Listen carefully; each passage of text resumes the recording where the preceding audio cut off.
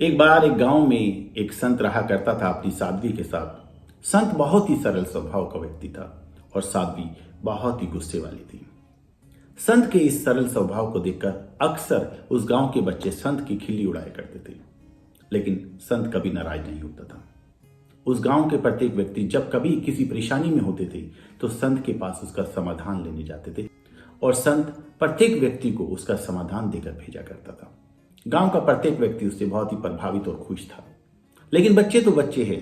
एक बार बच्चों ने प्लान किया कि क्यों ना संत और साध्वी के बीच झगड़ा करवाया जाए। संत गांव से बाहर गए थे, वापस लौट रहे थे, तभी बच्चे दौड़ते हुए साध्वी के पास गए और कहने लगे, आपको पता है आज संत को कितने सारे गन्ने मिले हैं? वो एक एक गन्ना कर कर बाजार में बांटते हुए आ रहे हैं, पता नहीं आपके लिए कुछ गन्ने बचेंगे या नहीं।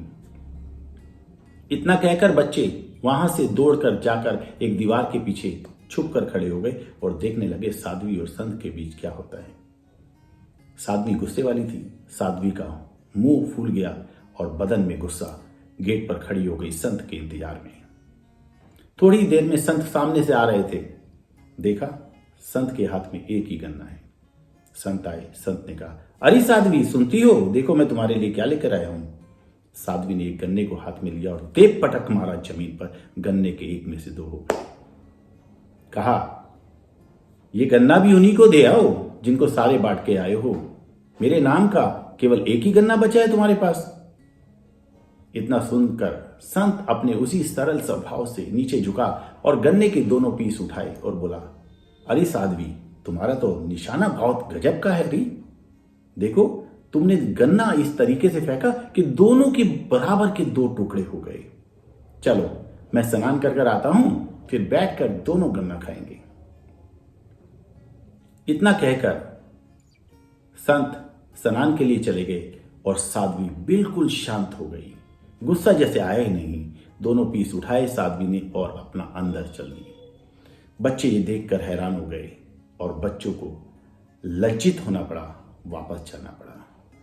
संत महात्मा चले गए अपना स्नान करने के लिए। स्नान कर रहे थे, तालाब के अंदर डुबकी लगा रहे थे। डुबकी लगाते लगाते उन्होंने देखा, अरे एक बिच्छू का बच्चा है, डूब रहा है। संत ने सोचा मर जाएगा। संत ने अपना हाथ आगे बढ़ाया, बिच्छू के बच्चे को अपनी हथेली पर उठाया कि इसे बाहर निकाल दूं, लेकिन बिच्छू के बच्चे ने संत के हाथ में डंक मारा और वापस पानी में चला गया।